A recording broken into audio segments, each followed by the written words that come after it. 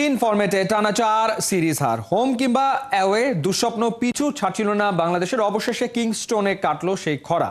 বিজয়ের মাসে বিজয় কেতন ওড়ালো টাইগাররা 15 বছর পর ওয়েস্ট ইন্ডিজের মাটিতে জয় পাওয়ায় ম্যাচ শেষে তাই মিরাজ, তাসকিন, তাইজুলদের কণ্ঠে ছিল তৃপ্তির সুর। বিস্তারিত পার্থ বণিকের রিপোর্টে। একটা ইতিহাস, পাকিস্তানের মাটিতে পাকিস্তানকে হোয়াইট ওয়াশ করার স্বাদ। কিন্তু মাস না পেরোতেই সব কিছু এলোমেলো। সাউথ আফ্রিকা, ভারত, আফগানিস্তান, তিন দলের কাছে টাইগারদের মাথা নত। চারপাশে একটা প্রশ্নেরই উত্তর খোঁজা, তবে কি সিনিয়রদের বিদায়ে ট্রানজিশনের চক্রে টাইগাররা দিখারা? না, সময় তার উত্তর দিয়েছে। 15,000 কিলোমিটার দূরে 15 বছরের আক্ষেপ ঘুচিয়েছে। ওয়েস্ট ইন্ডিজের বিপক্ষে টেস্ট জয়ের আগের দিন নাহিদ রানার ফাইফার, সাদমানের দাপুটে ব্যাটিং যদি হয় গল্পের প্লট, তবে সেই প্লটের হ্যাপি এন্ডিং জাকেরের 91 রানের ইনিংস আর তাইজুলের 5 উইকেট। তবে এদের পেছনেও আছে এক মাস্টারমাইন্ড, মেহেদী হাসান মিরাজ। 2 ইনিংসে শুধু ব্যাট হাতে জবাব দেননি, মুমিনুলের অসুস্থ হবার পর সামাল দিয়েছেন ড্রেসিং রুমের উদ্বেগ, এঁকেছেন জয়ের নকশা। ম্যাচ শেষে ক্যাপ্টেন মিরাজ নিজেই জানিয়েছেন সেই পেছনের কথা। যখন আমরা সেকেন্ড ইনিংসে ব্যাটিংয়ে গিয়েছিলাম তখন আমরা নিজেদের ভিতর কথা বলতেছিলাম। স্পেশালিস্ট আমি প্লেয়ারদের একটা কথা বলছিলাম যে এই উইকেটে পজিটিভ ছাড়া খেললে অনেক ডিফিকাল্ট। দীপুকে আমি একটা কথা বলেছিলাম, কারণ সৌরভ ভাই যখন অসুস্থ হয়ে গিয়েছিল তখন টিমের ভিতরে একটু পাজেল হয়ে যাচ্ছিল সবাই, ওই জায়গাটা ব্যাটিং করাটা একটু ডিফিকাল্ট। বাট দীপুকে আমি বলেছিলাম, ও রাজি হয়েছে এবং ওকে আমি একটা কথা বলেছিলাম যে এই উইকেটে তুমি পজিটিভ খেলো এবং এখানে যদি মনে হয় তোমার প্রথম বলে মারার বল পাও, তুমি প্রথম বলে হিট করো, তোমাকে কেউ কিছু বলবে না। আমি সেই গার্ডস তোমাকে দিয়ে দিলাম এবং ও ওইভাবেই খেলেছে। ওর 28টা রান খুব ইম্পর্টেন্ট ছিল। মিরাজের এই গার্ডস শুধু দীপুই না, দেখিয়েছেন তাইজুলও। ব্যাট হাতে টেইল এন্ডে সাপোর্ট দেওয়ার পর বল হাতে ক্যারিবীয়দের গোটা ব্যাটিং লাইনটাই ছেটে দিয়েছেন। আন্ডার রেটেড হয়ে বা স্পটলাইটের বাইরে থেকে এমন হিরো হয়ে ওঠার আত্মতৃপ্তি নিজের চেয়ে বেশি আর কেই বা অনুভব করতে পারে। আমার বোলিং নিয়ে অবশ্যই আমি বলতে পারেন যে স্যাটিসফাইড, বিকজ টিমের যখন যেটা চাওয়া ছিল ওটা আলহামদুলিল্লাহ আমি পূরণ করতে পারছি। এবং যখন ফোর্থ ইনিংসে সেকেন্ড ম্যাচে যখন ফোর্থ ইনিংসে বোলিং করতে এসেছি, আসলে আমার উপর টিমের একটা বড় চাওয়া ছিল, তো আলহামদুলিল্লাহ সেটা সাকসেস হয়েছে এবং এটাতে আমি অনেক ভালো ফিল করতেছি। ওয়েস্ট ইন্ডিজের বিপক্ষে জয়ে কিংস্টনে এমন অ্যাগ্রেশন তাসকিন শুধু একবার নন, দেখিয়েছেন 3 বার। আর 2 ম্যাচ মিলিয়ে সংখ্যাটা 11। ক্যারিবীয় সফরে এই 11 উইকেট নিয়ে সেরা বোলার তাসকিন। সেই তাসকিন কিছুদিন আগে কাঁধের ইনজুরিতে যার টেস্ট ক্যারিয়ারটাই শঙ্কায় পড়েছিল। তবে ফাইটার জানেন কিভাবে ফিরতে হয়, কিভাবে সেলিব্রেট করতে হয়। আলহামদুলিল্লাহ, আসলে এটা অনেক বড় অ্যাচিভমেন্ট। আমরা টেস্ট সিরিজ ড্র করলাম বিকজ ওদের কন্ডিশনে অনেক বড় বড় টিমে অনেক স্ট্রাগল করে এবং আল্লাহর রহমতে আমরা একটু টাফ টাইম পার করতেছিলাম। সো পাকিস্তানের সাথে সিরিজ জেতার পর আমরা কয়েকটা সিরিজ হারাতে আমরা একটু মোরালি ডাউনও ছিলাম, বাট আলহামদুলিল্লাহ আমরা অনেক স্ট্রংলি কামব্যাক করছি এবং 2টা ম্যাচে আমি আমার সেরাটা দিয়ে চেষ্টা করছি এবং আলহামদুলিল্লাহ আল্লাহ তাআলা আমাকে রিওয়ার্ড দিয়েছে ম্যান অফ দ্য সিরিজ হিসাবে। পার্থ বণিক, 71। তাইজুল শুধু বাংলাদেশের উইকেটেই সেরা, সমালোচকদের সমালোচনাকে কর্পূরের মতো উড়িয়ে দিয়েছেন। দেখিয়েছেন তিনি যে কোনো কন্ডিশনে হতে পারেন ট্রাম্প কার্ড। কিংস্টন টেস্টে ফাইফার নিয়ে হয়েছেন ম্যাচ সেরা। পরিসংখ্যানের এগিয়ে যাওয়া বলছে সাকিবকে ছাপিয়ে তাইজুল যাবেন এতটা দূর যেখানে সহসা যেতে পারবে না আর কেউ। অনবদ্য তাইজুলের গল্প মাহাদী হাসানের কাছে। আকাশের সবচেয়ে উজ্জ্বল তারাটা যেমন ম্লান করে বাকিদের, সাকিব আল হাসানের পথচলা তাইজুলের ক্যারিয়ারে সম্ভবত তেমন। 75 নম্বর জার্সির আন্তর্জাতিক ক্রিকেট জার্নির বেলা শেষ যত কাছে চলে এসেছে, তত বেশি জ্বলজ্বল করছে বাংলাদেশ ক্রিকেটে কত মাহাত্ম্যপূর্ণ তাইজুল ইসলাম। কিংস্টনের রোদমাখা দিনে ফাইফার এই প্রাপ্তি যোগ করে পরিসংখ্যানের খাতা খুললে অনুভব বাংলাদেশের ক্রিকেটে গ্রেটেস্ট টেস্ট বোলার আর কেউ নয়, কেবল এবং শুধুমাত্র তাইজুল। নতুন লেগাসি তৈরি হওয়ার তার প্রান্তে মাত্র 29টা উইকেট নেওয়া থেকে পিছিয়ে, বয়সপক্ষে 32 বছর, কমসে কম 5 বছর টেস্ট চালিয়ে গেলে তাইজুল চলে যেতে পারেন এত দূরে যেখানে সহসা পৌঁছানোর সম্ভাবনা নেই আর কারও। শুধু উইকেটের সংখ্যা নয়, সবচাইতে বেশি 5 উইকেটের বৃত্ত, মানে ফাইফারের রেকর্ডও ভাঙার কাছাকাছি। যতটা ক্রেডিট পাওয়ার কথা ততটা পাননি। ইন্টারভিউতে এমন সুরে আক্ষেপ করতে শোনা গেছে প্রায়শই আকাশে মেঘ জমতে পারে, তাই বলে চিরকাল মেঘে তো ঢেকে থাকে না যারা হয় তারা। তাইজুলই টেস্ট ফরম্যাটে বাংলাদেশের ক্রিকেট আকাশে সন্ধ্যার সুখ তারা। মাহাদি হাসান, ৭১।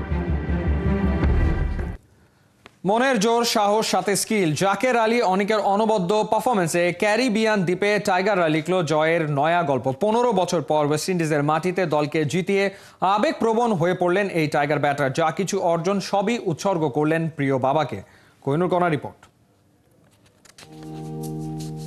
বাবা বেঁচে থাকলে হয়তো রাত জেগে খেলা দেখতেন, হয়তো ছেলের এমন দুঃসাহসিক পারফরমেন্স দেখে হাততালি দিতেন, জোর গলায় বলতেন, এই যে অনেক, এ আমার ছেলে। জাকের আলী অনেকের জীবনে আজ সব আছে, নেই শুধু বন্ধুর মতো প্রিয় সেই বাবা। দূর আকাশে ক্ষণে ক্ষণে তাই বাবাকেই অনেকের খুঁজে ফেরা। আজকের যা কিছু তার সবটা শুধুই বাবার জন্য। ২০০৯ সালে শেষবার ওয়েস্ট ইন্ডিজের মাটিতে টেস্ট জয়ের মুহূর্তটা রাত জেগে ঘরে বসে দেখেছিলেন জাকের আলী অনেক। ১১ বছরের সেই কিশোর অনেক এখন ২৬-এর যুবক, যার হাতে আশার মশাল, যা শক্ত কাঁধে ভর করে দীর্ঘ ১৫ বছর পর আবারও ক্যারিবিয়ান দ্বীপে টাইগাররা উড়ায় বিজয় নিশান। হারলেই আরও একটা হোয়াইট ওয়াশের লজ্জা। পরিস্থিতি প্রায় প্রতিকূলে, তখনই অনেক হাজির নতুন অবতারে, কখনো ধীরগতি, কখনো বা মারমুখী। ম্যাচ অ্যাওয়ারনেসের দুর্দান্ত এক নজির সৃষ্টি করে দলকে জুগিয়ে গেছেন জয়ের রসদ। যখনই ক্যারিবিয়ানরা চেপে ধরার চেষ্টা করেছে, অনেক হয়েছে আরও অ্যাগ্রেসিভ। ৮টা ৪, ৫টা ছক্কা। ইনিংস জুড়ে ওয়েস্ট ইন্ডিজের মাটিতে ওদেরই বাঘা বাঘা পেসারদের সামনে জাকের আলী দেখিয়েছেন অনবদ্য সেই সাহসটা। ক্যারিয়ারের মোটে ৩ নম্বর টেস্ট খেলতে নামা জাকির মাথায় আঘাত পেয়েও দমে যাননি। দলের সিনিয়র ব্যাটার মুমিনুল শূন্যতেই ফিরে গেলেন, হোঁচট খেলেও থেমে যাননি। টেল এন্ডারদের নিয়ে রেখেছেন জানবাজি। ক্যারিবিয়ান দ্বীপ নতুন করে লিখল এই তরুণের বীরত্ব গাথা। তবুও নাকি আক্ষেপ, জাকের আলী অনেকের সেঞ্চুরি না পাওয়ার আক্ষেপ। কে না জানে, কিছু কিছু ইনিংসের মূল্য এমনও হয় যা সেঞ্চুরিকেও ছাড়িয়ে যায়। অন্ধকারে যে সামনে এগোয় তার চেয়ে শক্তিশালী আর সাহসী আর কেই বা হয়। টাইগার ক্রিকেটে সাহসের নতুন নাম জাকের আলী অনেক। কোহিনুর কণা, ৭১। দেশের সেরা কোচ মোহাম্মদ সালাউদ্দিন আর তার ছাত্র জাকের আলী অনেক দুজনের কেউ জাতীয় দলের ত্রিসীমানায় ছিলেন না একসময়। নতুন বাংলাদেশে যখন চারদিকে বেজে চলেছে বদলে যাওয়ার গান, সময়ের পরিক্রমায় তারা দুজনেই এখন বাংলাদেশ দলের অংশ এবং অন্যতম নির্ভরতার জায়গায়। প্রিয় কোচকে টাইগার ডেরায় পেয়ে কি নিজেকে অন্য উচ্চতায় নিতে পারছেন জাকের? খালিদ জামিলের রিপোর্টে বিস্তারিত। নভেম্বর ৫, ২০২৪, বিসিবির অফিসিয়াল স্টেটমেন্ট। বাংলাদেশের সিনিয়র অ্যাসিস্ট্যান্ট কোচ হলেন দেশের রুট লেভেলে ক্রিকেটার তৈরির অন্যতম কারিগর মোহাম্মদ সালাউদ্দিন। কদিন পরেই বাড়ল দায়িত্ব। ব্যাটিং কোচ ডেভিড হেম্পের অধীনে ২২ গজে নেমে নিয়মিত খাবি খাচ্ছিল টাইগার ব্যাটাররা। তাকে সরিয়ে গুরু দায়িত্বটা সালাউদ্দিনকে দেওয়ার সিদ্ধান্ত নেয় বিসিবি ম্যানেজমেন্ট।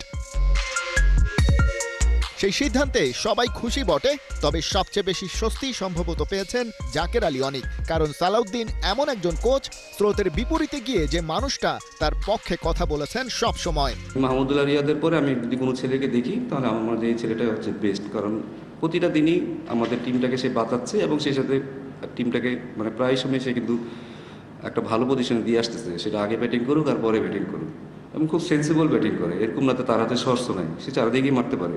পেসেও ভালো খেলে, স্পিনেও ভালো খেলে, তার রেকর্ডও ভালো। কোচের এমন কথার পর অবশ্য নির্বাচকরা ঠিকই বিবেচনা করেছিলেন জাকের আলী অনেককে। বিপিএলে কুমিল্লা ভিক্টোরিয়ান্সে ফিনিশিং রোলে মার্কাটারি ব্যাটিং ওকে জায়গা করে দেয় ন্যাশনাল টিমের একই পজিশনে। কিন্তু সেই সময় বিপিএল এর মান তো ইন্টারন্যাশনাল অ্যারেনা বিবেচনায় ছিল যোজন যোজন পেছনে। তাই ন্যাশনাল টিমের জার্সি গায়ে জাকেরের কাছে বিপিএল এর মতো ম্যাচ উইনিং নক না পেয়ে অনেকেই হতাশ। রান যে একেবারে পাননি তাও নয়, কিন্তু টি-20 সুলভ ব্যাটিং করতে পেরেছেন যে কটা ম্যাচে বেশিরভাগ ক্ষেত্রেই হেরেছে টাইগাররা, এমনকি জিম্বাবুয়ে এবং ইউএস এর মতো দলের বিপক্ষেও। ফিনিশিংয়ে ব্যাট করতে নেমেছেন বলেই যত দোষ যেন ওই জাকের আলীর ঘাড়ে। সালাউদ্দিন অ্যাসিস্ট্যান্ট কোচের দায়িত্ব নিয়েই যখন ঢাকায় টেস্ট দলের ব্যাটারদের নিয়ে কাজ শুরু করলেন, জাকের আলী তখন বাংলাদেশ দলের সাথে শারজায় ব্যস্ত আফগানিস্তানের বিপক্ষে ওয়ানডে সিরিজ নিয়ে। সেখানে ক্যারিয়ারের প্রথম ওয়ানডেতে ৩৭ রানে থাকলেন অপরাজিত। ম্যাচটা টাইগাররা জিতল ৬৮ রানে। এরপর তো অফিসিয়াল ব্যাটিং কোচ হিসেবে সালাউদ্দিনকে ওয়েস্ট ইন্ডিজ সফরই পেলেন জাকের। যে টেকনিক্যাল ভুলগুলো ইন্টারন্যাশনাল ক্রিকেটে রান পেতে বাধা হচ্ছে, সেগুলো দ্রুত শুধরে নেয়ার সুযোগ আসলো। অল্প সময়ে তাতে কাজ কতটা হলো তা নিশ্চিত করে বলার উপায় নেই। তবে বাংলার বাঘা বাঘা সব ব্যাটাররা যখন হালে পানি পাচ্ছে না, জাকের তখন রান তুলেছেন নিয়মিত। দ্বিতীয় ম্যাচের প্রথম ইনিংসে ১ রানে ফিরে গেলেও শেষ ইনিংসে সেটা পুষিয়ে দিয়েছেন। দিন শেষে ৯ রানের জন্য সেঞ্চুরি অধরা থাকলেও করেছেন ইম্প্যাক্ট ব্যাটিং। জাকেরের জন্য সবচেয়ে স্বস্তির ব্যাপার, তিনি নির্ভর হয়ে খেলতে পারছেন, কারণ দলের সিনিয়র অ্যাসিস্ট্যান্ট কোচ তার সাথে আছেন এবং সালাউদ্দিন ওকে সুযোগ দেওয়ার পক্ষে। আর প্রিয় গুরুর কাছ থেকে এতটুকু পেলেই একজন জাকের আলী অনিক বাংলাদেশকে আরও বেশি গর্বিত করা সময়ের ব্যাপার মাত্র। খালিদ জামিল, একাত্তর। জামাইকা টেস্টে ওয়েস্ট ইন্ডিজকে ১০১ রানে হারিয়েছে বাংলাদেশ। ম্যাচ জয়ের পাশাপাশি সিরিজ ড্র করেছে টাইগাররা। জ্যামাইকায় ব্যক্তিগত ও দলীয় বেশ কিছু রেকর্ডের সাক্ষী হয়েছে বাংলাদেশ দল। রহমান পেয়ারের রিপোর্ট। বাংলাদেশ ক্রিকেট দলের জন্য এক ঐতিহাসিক মুহূর্ত। জ্যামাইকা টেস্টের প্রথম ইনিংসে তারা মাত্র ১৬৪ রানে অল আউট হয়েছিল। সাধারণত ২০০ বা তার কম রানে অল আউট হলে দলের জন্য ম্যাচ জেতা কঠিন হয়ে যায়, কিন্তু বাংলাদেশ রচনা করেছে নতুন অধ্যায়। টেস্ট ক্রিকেটে এই প্রথমবার প্রথম ইনিংসে ২০০ বা তার কম রানে অল আউট হয়েও টাইগারদের জয়। দলের স্পিরিট এবং দৃঢ় মনোভাবই এই অসাধারণ জয় এনে দিয়েছে। রবিউল ইসলাম ছিলেন প্রথম বাংলাদেশি পেসার যিনি ২০১৩ সালে টেস্ট ক্রিকেটে সিরিজ সেরা হয়েছেন। জিম্বাবুয়ের বিপক্ষে এই কীর্তি দেখান তিনি। ১১ বছর পর তাসকিন আহমেদ বাংলাদেশের দ্বিতীয় পেসার হিসেবে টেস্ট ক্রিকেটে সিরিজ সেরা হলেন। তাসকিনের এই অর্জন বাংলাদেশের ক্রিকেটে আরেকটি বড় মুহূর্ত, বাংলাদেশের পেস বোলিংয়ের শক্তি ও উন্নতির প্রতিফলন। টাইগারদের জন্য দেশের বাইরে সবচেয়ে প্রিয় ভেন্যু এখন ওয়েস্ট ইন্ডিজ। ক্যারিবিয়ান দ্বীপপুঞ্জে এখন পর্যন্ত বাংলাদেশের টেস্ট জয় সংখ্যা ৩টি, যা তাদের জন্য সর্বোচ্চ। এছাড়া পাকিস্তান এবং জিম্বাবুয়েতে বাংলাদেশ ২টি করে টেস্ট জয় পেয়েছে। বাংলাদেশ দলের হয়ে দেশের বাইরে টেস্টের চতুর্থ ইনিংসে সেরা বোলিং এখন তাইজুল ইসলামের। তিনি জ্যামাইকায় ৫০ রানে ৫ উইকেট পেয়েছেন, যা একটা দারুণ অর্জন। এর আগে ২০০৯ সালে সেন্ট ভিনসেন্টে ওয়েস্ট ইন্ডিজের বিপক্ষে মাহমুদুল্লাহ রিয়াদ ৫১ রানে নিয়েছিলেন ৫ উইকেট। এই সিরিজে বাংলাদেশের পেসাররা মিলে ২৫ উইকেট পেয়েছেন, যা কোনো টেস্ট সিরিজে বাংলাদেশের পেসারদের জন্য সর্বোচ্চ উইকেটের রেকর্ড। এর আগে দুটি সিরিজে বাংলাদেশের পেসাররা সর্বোচ্চ ২১ উইকেট পেয়েছিলেন। রানের হিসাবে টেস্ট ক্রিকেটে ওয়েস্ট ইন্ডিজের বিপক্ষে টাইগারদের সবচেয়ে বড় জয় এটি। এর আগে ২০০৯ সালে সেন্ট ভিনসেন্টে ওয়েস্ট ইন্ডিজের বিপক্ষে বাংলাদেশের সর্বোচ্চ রানের জয় ছিল ৯৫ রানের, আর জ্যামাইকায় টাইগারদের জয় ১০১ রানে।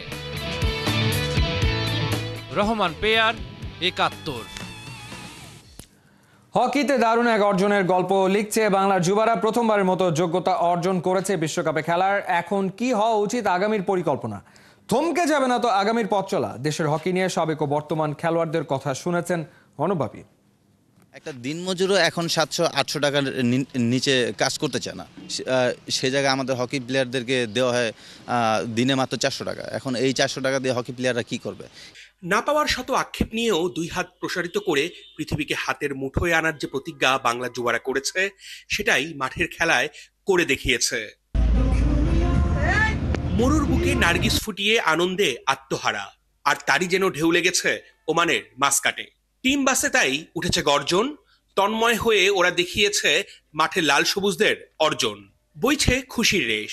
সুদূর মধ্যপ্রাচ্য যেন জেগে উঠল একখণ্ড বাংলাদেশ। ওরাই হকির ইতিহাসে প্রথমবারের মতো খেলবে বিশ্বকাপে। যুবাদের এই প্রাপ্তি ছুঁয়ে গেছে হকির সাবেক ও বর্তমান খেলোয়াড়দের। আসলে এই দিনটির জন্য আমরা অনেক দিন অপেক্ষা করেছিলাম, যেহেতু আমাদেরও শুরু হয়েছিল যুব হকি দিয়ে এবং আমরাও একটা সময় এরকম একটা পর্যায়ে গিয়েছিলাম, কিন্তু সে সময় আমাদের পক্ষে সম্ভব হয়নি, কিন্তু আমাদের এই প্রজন্ম সেটা করে দেখিয়েছে। আমরা তাদের জন্য গর্বিত অবশ্যই। সবাই আগে বলতো যে পিছিয়ে ছিল, তো এখন তো আসলে হকির ছেলেরা আসলে এটা বলার কোনো কিছু নাই, সবাই আসলে তারা তাদের যোগ্যতা প্রমাণ করছে।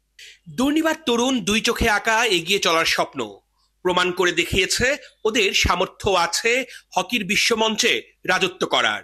দরকার শুধু আরও একটু পরিচর্যার। আমাদের সারাটা বছর হকি খেলা মাঠে রাখতে হবে, প্লেয়ারদেরকে সুযোগ সুবিধা প্রদান করতে হবে যেন আমাদের তরুণ প্রজন্মরা হকি খেলায় আগ্রহী হয়। যদি তারা আগ্রহী হয়, আপনি দেখবেন বর্তমানে বাংলাদেশে ক্রিকেট খেলার জন্য কিন্তু সবাই খুব উদ্গ্রীব থাকে, কারণ সাকিব তামিম হওয়ার জন্য কিন্তু সবাই উদ্গ্রীব, কিন্তু আছে কিন্তু জুম্মান লুসাই বা হারুন বা সাদেক হওয়ার জন্য কিন্তু কেউ কিন্তু হকি খেলার চেষ্টা করে না।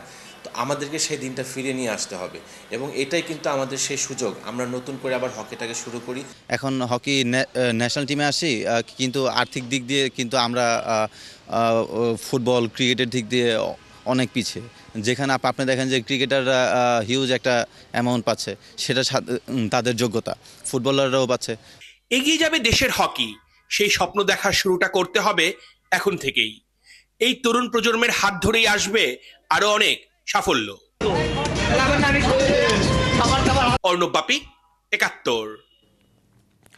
চলছে খেলাযোগ সরাসরি সংবাদ অনুষ্ঠান দেখতে চোখ রাখুন ৭১-এর ফেসবুক পেজে এবং সাবস্ক্রাইব করুন ৭১-এর ইউটিউব চ্যানেলে। ৭১-এর সাথেই থাকুন।